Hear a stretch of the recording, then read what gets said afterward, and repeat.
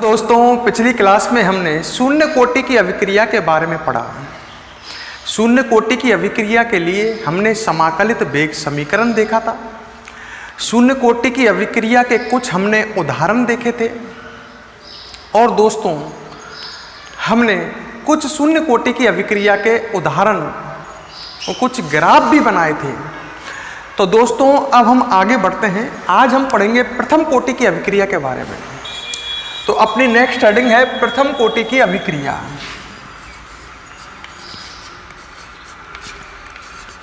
प्रथम कोटि की अभिक्रिया।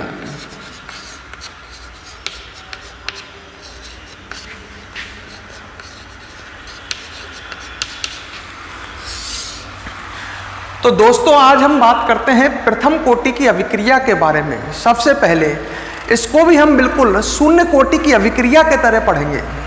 जैसे हमने शून्य कोटि की अभिक्रिया जब पढ़ी थी तो पहले तो समाकलित वेग समीकरण निकाला था, फिर अर्धायुकाल, कुछ ग्राफ बनाए थे और अंत में उदाहरण देखे थे। इसी प्रकार हम प्रथम कोटि की अभिक्रिया पढ़ेंगे।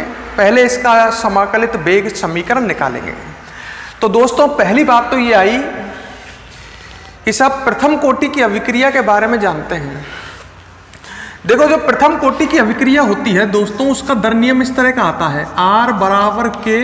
जैसे ये अभिक्रिया है, मान लो A से बना B और ये प्रथम कोटि की अभिक्रिया है, तो इसका दर नियम इस तरह से आएगा, R बराबर के और A की सांद्रता की घात 1। तुम्हें पता है प्रथम कोटि की जो अभिक्रिया होती है उसकी कोटि 1 आती है, अर्थात क्रिया कारक की सांद्रता की घात 1 आएगी। क्लियर? तो प्रथम कोटि की अभिक्रिया का वेग, इसको मैं समानुपाती कर सकता हूं। तो अपन कर सकते हैं R समानुपाती A की सांद्रता की घात 1। समानुपाती में चला जाएगा, के नियतांक है। मतलब प्रथम कोटि की अभिक्रिया का वेग किसके समानुपाती होता है? क्रिया कारक की सांद्रता की घात 1 के समानुपाती होता है। और शून्य कोटि की अभिक्रिया का वेग किसके समानुपाती होता है? क्रिया कारक की सांद्रता की घात 0। वहां 0 आएगा ना। तो हम यहीं से स्टार्ट करते हैं। हम ऐसे ही लिखते हैं कि प्रथम कोटि की अभिक्रिया, प्रथम कोटि की अभिक्रिया का वेग किसके समानुपाती होता है? क्रिया कारक की सांद्रता, क्रिया कारक की सांद्रता, क्रिया कारक की सांद्रता की घात 1 के समानुपाती होता है। 1 के समानुपाती होता है।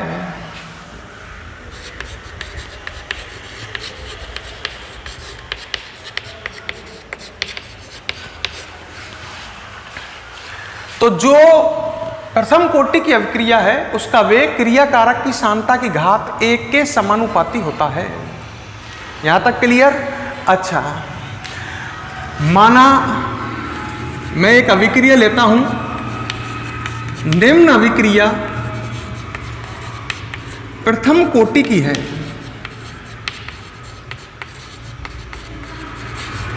बिल्कुल डिटो हम उसी तरह से पढ़ रहे हैं जिस प्रकार से हमने शून्य कोटि की अभिक्रिया पढ़ी थी। तो मैं एक अभिक्रिया ले रहा हूं और माना ये कौन सी कोटि की अभिक्रिया है? प्रथम कोटि की अभिक्रिया है। और वो अभिक्रिया मान लो ये है, A से बना उत्पाद, A से बना उत्पाद। ये अभिक्रिया प्रथम कोटि की है। ठीक है? बिल्कुल उसी तरह से जिस तरह से शून्य कोटि की अभिक्रिया पढ़ी थी वैसे की वैसे ही पढ़ रहे हैं। तो सबसे पहले बात करते हैं t बराबर 0 पर क्रिया कारक की सांद्रता। t बराबर 0 पर, t बराबर 0 समझ गए होंगे प्रारंभ में। इसकी सांद्रता, इस अभिक्रिया को और इधर सरका देते हैं थोड़ा सा, A से बना उत्पाद, ये अभिक्रिया है। t बराबर 0 पर मतलब प्रारंभ में क्रिया कारक की सांद्रता, क्रिया कारक की सांद्रता प्रारंभ में कितनी ली, मान लो स्मॉल ए, बिल्कुल उसी तरह से जैसे शून्य कोटि की अभिक्रिया में पढ़ा था। और प्रारंभ में उत्पाद की सांद्रता दोस्तों कितनी होगी, 0। ठीक है, आगे टी समय बाद क्रिया कारक की सांद्रता, टी समय बाद क्रिया कारक की सांद्रता पता ही है आपको, घटेगी कि बढ़ेगी, घटेगी। ए में से x घट गई, मान लो कितनी रह गई, a माइनस एक्स क्रिया कारक की। उत्पाद कितना बन जाएगा, x। भाई जैसे t समय गुजरा क्रिया कारक की सांद्रता घटेगी, प्रारंभ में a थी, a में से x घट गई तो उत्पाद x बन जाएगा। यहां तक क्लियर। अब बात को आगे समझो, यहां तक कोई समस्या है क्या? अब उसी तरह से हम, जैसे हमने पहले शून्य कोटि में पढ़ा था, दो तरह से वेग लिखेंगे। लिखते हैं, सबसे पहले लिखते हैं अभिक्रिया का वेग। देखो कैसे लिखता हूं, एक तो लिखता हूं अभिक्रिया का वेग, ये आएगा dx/dt। अभिक्रिया का वेग होता है उत्पाद की सांद्रता में परिवर्तन या क्रिया कारक की सांद्रता में परिवर्तन बटे परिवर्तन में लगा समय। उत्पाद से निकाल लो, उत्पाद की सांद्रता में परिवर्तन x बटे परिवर्तन में लगा समय, मान लो कितना है, dt है। सही है, समांतराल बहुत कम है ना, तो परिवर्तन में लगा समय t तो आएगा t-0। d क्या दर्शा रहा है, समांतराल बहुत कम है, उत्पाद की सांद्रता में परिवर्तन बहुत कम है। इस तरह से निकाल लिया। एक अभिक्रिया का वेग आप दर नियम से भी निकाल सकते हो। दर नियम लगा रहे हैं तो अभिक्रिया का वेग r बराबर आएगा k क्रिया कारक की सांद्रता, दर नियम लिख रहा हूं, क्रिया कारक की सांद्रता कितनी है, a माइनस एक्स। ये t समय बाद हो रहा है, t माइनस एक्स की घात यहां कितना आएगा, 1 आएगा। शून्य कोटि की अभिक्रिया में यहां घात कितनी आई थी, 0, यहां घात कितनी आएगी, अब 1 आएगी। यहां तक क्लियर, कोई समस्या है क्या? अब हम इसको आगे बढ़ा लेते हैं, आगे बढ़ाते हैं। अब सोचो, इसको समीकरण 1 मान लेते हैं, इसको समीकरण 2 मान लेते हैं, या डायरेक्ट कर देते हैं। अतः ये दोनों बराबर हो जाएंगे, dx/dt बराबर कितना आ जाएगा, k a माइनस एक्स की घात 1 आ जाएगा। ये दोनों ही तो वेग है। अच्छा, ये जो आ गया, ये आ गया प्रथम कोटि की अभिक्रिया का अवकलित वेग समीकरण। ये प्रथम कोटि की अभिक्रिया का अवकलित वेग समीकरण है। क्लियर? अच्छा, अब एक काम करते हैं, समाकलित वेग समीकरण भी हम निकालते हैं। जब हम समाकलित वेग समीकरण निकालेंगे तो इसको आगे करेंगे। आगे करने के लिए ऐसा करते हैं, इसमें वज्र गुणा कर लेते हैं, मतलब इसको इस तरह से लिख देते हैं, dx/a माइनस एक्स की घात 1, सही है, बराबर कितना आ जाएगा, k dt। ये वज्र गुणा हो गया ना। अच्छा, अब हम करते हैं समाकलन। समाकलन करने पर, क्योंकि हमें समाकलित वेग समीकरण निकालना है, तो अब हम समाकलन कर रहे हैं।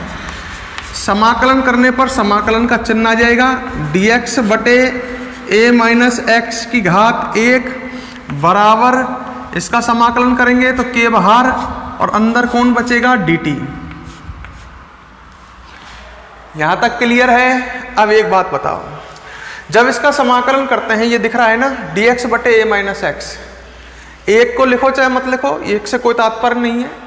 dx/a माइनस एक्स का समाकलन आता है, गणित कहती है minus log e a minus x, ये आता है।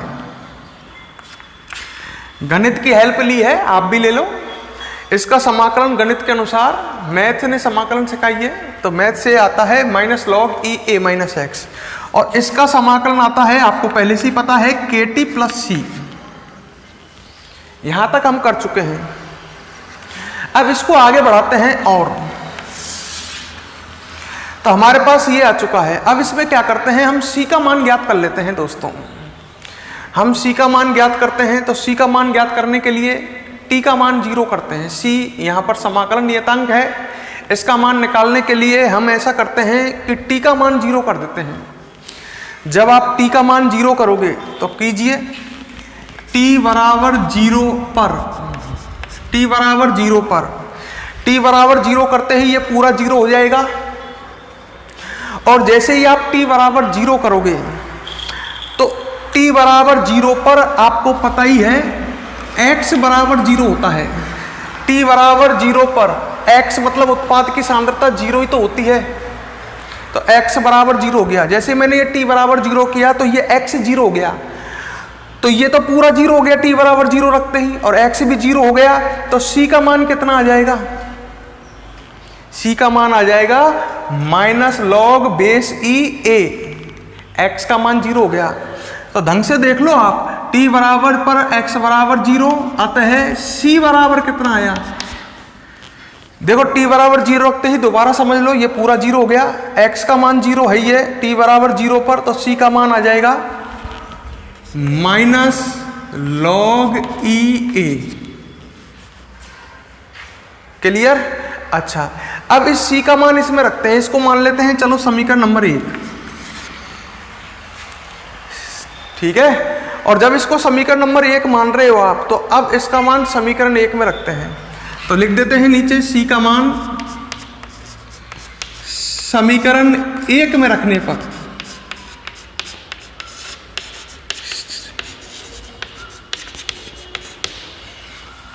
समीकरण 1 में रखने पर रखो क्या आता है, क्या आएगा? देखो माइनस लॉग ई ए माइनस एक्स की पावर 1 को लगाओ चाहे मत लगाओ, ये बचा है ना, के टी,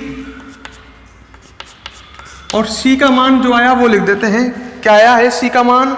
c का मान आया है माइनस लॉग ई ए, तो c का मान आ जाएगा माइनस लॉग ई ए।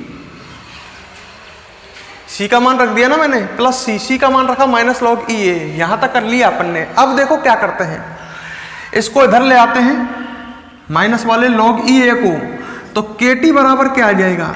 के टी बराबर आ जाएगा, ये इधर आएगा तो पूरा प्लस में हो जाएगा, लॉग बेस ई ए माइनस लॉग बेस ई ए माइनस एक्स। दोबारा देख लो, ये पूरा की पूरा इधर आ गया, तो ये हो गया प्लस में। अब एक बात बताओ, ये log M minus log N नहीं है क्या? Log M minus log N को हम लॉग एम बटे एन में लिख सकते हैं, तो के टी बराबर क्या आ जाएगा? लॉग बेस ई ए बटे ए माइनस एक्स। लॉग एम इन माइनस लॉग एन किस में खुलता है? लॉग एम बटे लॉग एन में। यहां ढंग से देखो एक एक बात को, अगर आपको ये बेस ई हटाना है और बेस ई की जगह पर बेस 10 करना है, तो इसमें कितने का गुना करना होगा? 2.303 का। दोस्तों अगर कभी भी बेस ई को हटा करके बेस 10 करते हैं तो 2.303 का गुना करते हैं, तो के टी बराबर क्या आ जाएगा? 2.303 लॉग बेस ई की जगह कितना हो जाएगा? 10 ए बटे ए माइनस एक्स। ये है समाकलित वेग समीकरण। समाकलित वेग समीकरण कौन सी अभिक्रिया का? ये है प्रथम कोटि की अभिक्रिया का। तो दोस्तों ये प्रथम कोटि की अभिक्रिया का हमें समाकलित वेग समीकरण मिला। पहले एक बार इसको अगेन समझते हैं, बाद में नोट करेंगे। हम पढ़ रहे हैं प्रथम कोटि की अभिक्रिया। देखो ये तो आपको पता ही है, प्रथम कोटि की अभिक्रिया का जो वेग होता है वो क्रिया कारक की सांद्रता की घात कितने के समानुपाती होता है? प्रथम कोटि की अभिक्रिया का वेग क्रिया कारक की सांद्रता की घात 1 के समानुपाती होता है। क्लियर? अच्छा, हमने ये अभिक्रिया माना प्रथम कोटि की अभिक्रिया है निम्न। ये अभिक्रिया ए से बना उत्पाद, ये अभिक्रिया प्रथम कोटि की है। अच्छा, t बराबर 0 पर क्रिया कारक की सांद्रता कितनी है? t बराबर 0 पर क्रिया कारक है a, उसकी सांद्रता माना कितनी? a। और प्रारंभ में t बराबर 0 पर जब अभिक्रिया स्टार्ट होती है उस समय उत्पाद तो होगा नहीं, तो उत्पाद की सांद्रता यहाँ दोस्तों कितनी है, 0 है। t समय पश्चात क्रियाकारक की सांद्रता, जब t समय गुजर जाएगा तो आपको पता ही है क्रियाकारक घटेगा। क्रियाकारक प्रारंभ में a था, a में से कितना घट गया, x, तो उत्पाद कितना बन जाएगा, x बन चुका है। ठीक है, याद रखो इसमें सब चीजों को। क्रियाकारक की प्रारंभिक सांद्रता a है, a माइनस एक्स क्रिया है, क्या है, क्रियाकारक की t समय बाद सांद्रता। x क्या है, उत्पाद की सांद्रता। अभिक्रिया का वेग आप दो तरह से लिख सकते हो। एक अभिक्रिया का वेग ऐसे लिख सकते हो, अभिक्रिया का वेग का आपको फॉर्मूला पता ही है, क्रियाकारक की सांद्रता में परिवर्तन बटे परिवर्तन में लगा समय, या उत्पाद की सांद्रता में परिवर्तन बटे परिवर्तन में लगा समय। उत्पाद की सांद्रता में परिवर्तन x और परिवर्तन में लगा समय t और 0 t, d बहुत कम समय अंतराल है, बहुत कम सांद्रता में परिवर्तन हुआ है, इसको शो कर रहा है। तो अभिक्रिया का वेग आ जाएगा dx/dt। एक अभिक्रिया का वेग आप ऐसे भी लिख सकते हो दर नियम से। तो दर नियम से अभिक्रिया का वेग क्या आएगा, r बराबर k क्रियाकारक की सांद्रता।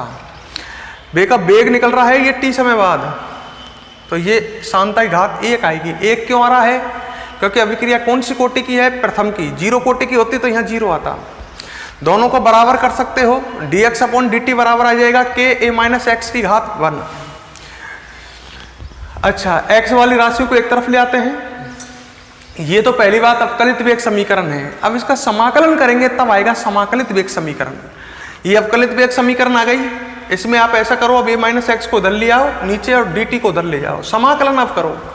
समाकलन करेंगे तो इसका समाकलन क्या आता है, dx बटे a माइनस एक्स। वन की घात का तो कोई औचित्य नहीं है, घात 1 हो तो नहीं लगाओ कोई फर्क नहीं पड़ता। तो dx बटे a माइनस एक्स का समाकलन क्या आएगा, इसका समाकलन आएगा minus log e a minus x. और ये k dt का समाकलन आपको पिछली क्लास में भी बताया था, kt प्लस c आ जाएगा। ये इसको समीकरण 1 मान के छोड़ देते हैं। अब दोस्तों आपको क्या करना है, c का मान निकाल करके धरना है। c का मान निकालने के लिए आप t बराबर 0 करो। जैसे ही आप t का मान 0 करते हो तो ये पूरा 0 हो जाएगा। t बराबर 0 पर उत्पाद की सांद्रता x भी तो 0 होती है, तो t बराबर 0 पर x भी 0 हो गया, ये पूरा 0 हो गया। t बराबर 0 पर x भी 0 हो गया, तो c का मान कितना आएगा, माइनस लॉग e a। और जो ये आपके पास c का मान आया है, इसको आप समीकरण 1 में रख दीजिए। अब समीकरण 1 में आपने c का मान रखा, ठीक है, जो c का मान था माइनस लॉग e a, ये रख दिया मैंने। अब एक काम करो, इसको इधर पक्षांतरण करके लिया आओ, ये log a हो गया माइनस के हो गया, ये हो गया log m minus log n। और log m minus log n को हम लिख सकते हैं log m बटे n। मैंने ये किया है log m बटे log n। बेस e हटा करके बेस 10 करना है आपको, तो दोस्तों 2.303 का गुना होता है, ये आप जानते होंगे। नहीं जानते तो अब याद करो, कहीं भी बेस e हटा करके आपको 10 करना है तो आप 2.303 का गुना करोगे। बेस e हटा करके मैंने 10 करने के लिए इसमें 2.303 का गुना कर दिया। तो ये हमें मिल गया प्रथम कोटि की अभिक्रिया का समाकलित वेग समीकरण। क्या फॉर्मूला है, kt बराबर 2.303 log 10 a बटे a माइनस एक्स। दोबारा बोलता हूं, प्रथम को याद करो आप भी, प्रथम कोटि बहुत काम आएगा ये न्यूमेरिकल में। आगे हम न्यूमेरिकल करेंगे तब बहुत इसकी जरूरत पड़ेगी। तो प्रथम कोटि की अभिक्रिया का समाकलित वेग समीकरण क्या आया, kt बराबर 2.303 log 10 a बटे a माइनस एक्स। शून्य कोटि का क्या आया था, शून्य कोटि का आया था हमारे पास, याद करो आप भी याद करो, शून्य कोटि की अभिक्रिया के लिए हमारे पास समाकलित वेग समीकरण आया था x बराबर kt। और प्रथम कोटि की अभिक्रिया के लिए आ रहा है kt बराबर 2.303 log बेस 10 a बटे a माइनस एक्स। इसमें सब चीज समझ लो, k है दर नियतांक, t है समय, मतलब t समय बाद, तो ये t वो समय है, 5 मिनट बाद 10 मिनट बाद, तो ये समय है। 2.303 संख्या हो गई, ये log हो गया। a और a माइनस एक्स जानते हो आप, a है क्रियाकारक की प्रारंभिक सांद्रता t बराबर 0 पर, a माइनस एक्स है क्रियाकारक की t समय बाद सांद्रता। ढंग से देख लो, a है क्रियाकारक की प्रारंभिक सांद्रता, a माइनस एक्स है क्रियाकारक की t समय बाद शेष सांद्रता जितनी बची है, t समय बाद जितनी सांद्रता बची है वो है a माइनस एक्स। x आपको जानते ही हो, अगर मैं इस पे बात करूं तो x है उत्पाद की सांद्रता t समय बाद। तो आप इसमें सब सिंबल देख सकते हो, इसको सबको समझ सकते हो। ये हमने पढ़ा है प्रथम कोटि की अभिक्रिया के लिए समाकलित वेग समीकरण पढ़ा है, और इसको आप वीडियो को पॉज करके दोस्तों पहले से नोट कीजिए। फटाफट वीडियो को पॉज करो और इसे कंप्लीट नोट करो।